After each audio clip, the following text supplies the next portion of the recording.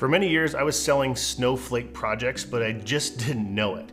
It was the source of a lot of pain in my business. Say it with me, no snowflake projects. Every snowflake that falls from the sky looks the same on the surface, but when you zoom in, each looks structurally different from the next. The same can be said about web and digital marketing client projects. So it's just Facebook ads, or it's just a website, or it's just a social media marketing campaign. Sure, they all look the same on the surface, but are they? I see agencies bringing on clients with different project requirements for each of the clients that they sell. Every project is just a little bit different from the last one and requires a lot of the agency owner's personal knowledge and attention to deliver them successfully. Imagine if every time a customer ordered lasagna at their favorite restaurant, the chef made a slightly different version of it. Think about the inefficiencies in doing that. But we do this to ourselves all the time in our agencies. For example, one Facebook ads client, they're expecting 30 leads per month. Another, well, they're expecting 25, except for they want those piped into their CRM automatically. A third client wants their ads to link to their website when all of your other clients are using ClickFunnels. Yet another client wants their ads refreshed every 18 days. Any one of these requests on their own is no problem. But when you deliver projects in different ways for different clients, it compounds and adds up. Keeping up with all of this becomes impossible, drives you crazy, eats into your profit margins, and leaves you and your clients wondering why you're dropping the ball so much. So this is why I say no snowflakes, no snowflake projects. It can be easy to think that we have to agree with these variations in how we deliver client projects. Otherwise, we risk upsetting the client or maybe losing out on the deal. But this isn't true. Your clients crave reliability, consistency, because that's what leads to a great customer experience and great results. You need to streamline your offerings, simplify your services. This is what I call creating simplified agency recipes. Now, this is something you can follow over and over and over again. So say no to snowflakes and yes to simplified agency recipes. I've linked up a video that's all about that so you can learn more details. Selling websites is a bad habit. The quickest way to have a feast or famine style business is by selling too many websites. So stop selling websites. I mean, think about it. Websites take a lot of time: the design, the content, client communication, build revisions, conversations about hosting. When I started my web design business, I ended up spending 40 to 60 hours on a project that I only charged maybe 2 to 3K for. I could only take on a few of these projects before I was physically and emotionally tapped out. So here's what I did differently. I had to recognize, number one, that nobody actually wanted a website. Like, yes, they came to me for a website, but what they really wanted was more customer activity. I used to feel like I couldn't offer up other solutions when a client would be knocking on my door for a website. Once I realized the client was actually just looking for more customer activity, this opened me up to the possibility of recommending other services that could do this for them instead. Number two is I had to commit to selling services that took less of my personal time. So instead of selling websites first, I found something I could offer clients that didn't require me to trade as much time for the money I was making. In effect, I was able to make the same money, but with a lot less work. Number three, I set a freedom number. This is my recurring revenue goal. I knew I wanted recurring revenue, but until I wrote down the actual number that I reliably wanted to receive every month, nothing else changed. I picked a number that would easily cover all my monthly expenses and put extra money in my pocket each month. And this was my freedom number. Now, number four, I figured out how many clients I actually needed. Now, with my freedom number in mind, I decided on what I thought would be a good average dollar amount to charge each client per month.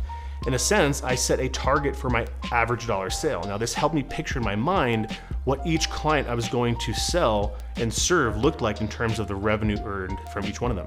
Now, number five, I figured out what each client would get for that money. With that average dollar sale target in mind, I imagined what services would typically be included for that client. For example, if a client was paying me $1,100 per month, what would that include, right? Now, number six, and finally, this is the most important part, I built a proposal to sell that particular package. This is a really important step that was very easy because I knew exactly how much I was going to charge and then what was included. If you really want to scale past your current time limits and workload, you have to figure out a way to make money that isn't tied to the amount of time that it takes. You have to build recurring revenue. You have to get out of trading time for money. You have to stop being trapped by projects that are hard to deliver and pay so little. You have to stop relying on websites. So you need to stop throwing proposal grenades to your clients. Now, what is that? That's when you take your proposal, your price for a project, and you email it to a client and run away the opposite direction as fast as possible. Now, this is something I was guilty of for a long time. I would talk to the client and I would figure out what they wanted, and then I would do my best to put together the solution, and then we'd both agree that I was going to email over what it is that I decided to propose for the project. And I thought this was just the normal, right way to do things. In a lot of cases, I wouldn't hear back from that client, or they'd be super difficult to track down. And to be honest, the idea of like sitting down with the client to walk them through my proposal instead of emailing it seemed kind of scary, because if I'm being honest with myself, I was nervous. I was worried about the price I was giving them. I was thinking that, hey, I'm asking for all this money and it's, something that I didn't deserve and not worthy of. I was harming them, or I was asking for too much. I was scared of what their reaction was going to be when they saw the price. The truth is that when you have the opportunity to sit with a client and walk them through your proposal, that's when you have the best opportunity to answer their objections. Now, let me share a story. So I'm getting my house painted, and I have had 4 or 5 different companies come and ask questions and take a look at exactly what we need done. Every single one of them says, hey, I'm just gonna email the price over to you once I put it together. And sure enough, a day or 2 or 3 later, I get an email in my inbox with proposals that are confusing and don't make any sense. And I have so many questions about something as simple as some people putting some paint on my house. Now imagine how your client feels when you send that proposal over to them. They're receiving that. They're not experts in what you do, but they're getting proposals from you and maybe some other people. And the point is that if you don't catch them in the moment of their objection, the moment that they're looking at that and really helping them through that, the chances of you getting the project are very low. Now, you might be just one of several different digital agencies that they're talking to, and you have the opportunity to do something different than everybody else. Meet with the client, walk them through the proposal, answer their questions, identify where they're confused. The thing is that a confused buyer rarely buys, but an informed one often does. So this is your chance to figure out what you need to do differently, how to change your proposal, how to explain things to a client in a way that they can understand what you're doing for them, so that way you get the project. Have you ever proposal grenaded a client? Can you see how that's not the best way to serve someone, and it's also not the best way to close more deals?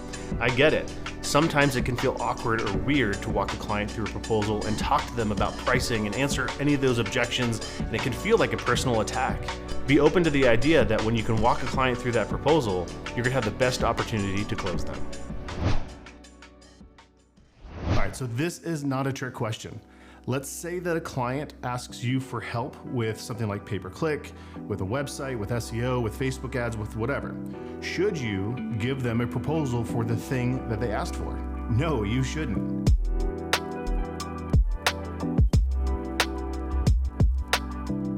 Here, let me explain. So when a client asks you for help with whatever service you offer, you don't give them a proposal for that thing. So here's what you do instead. Give them a comprehensive proposal showing all the things that you offer, including the thing that they came to you for. Now, if you're not doing this, one of 2 things is likely to happen. Number 1 is that they'll probably end up hiring someone else. Or number 2, they're gonna hire you, but you're gonna be competing on price. So here's what I mean. When you walk into a restaurant with a desire to have a hamburger, does the waitstaff still give you a menu when you sit down?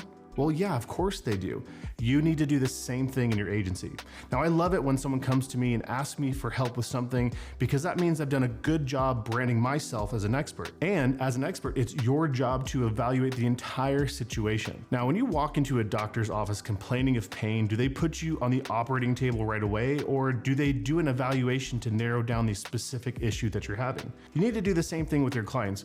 Just because they walk in the door asking for something like pay-per-click or whatever, your job is to evaluate the pain that they're having. Yes, pay-per-click might solve that pain, but you also might enroll them in other services that more specifically address the problem that they're trying to solve. When you give your clients a proposal only for the thing that they're asking for, you are an order taker. When you give your clients a complete review of their digital footprint and make a recommendation, you are an expert. Who do you think gets better results for their clients and as a result probably earns more?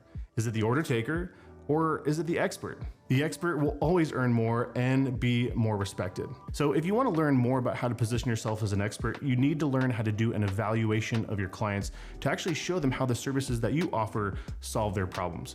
So I've got a training on this. Check for the link in the description or around this video. You can also send the word expert over to me on my DM. Just go to dmwithmike.com and I'll get you the training.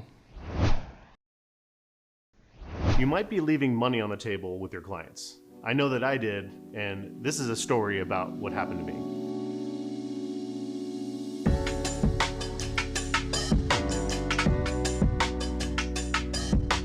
It was the biggest website project that ever was paid for, and I was stoked.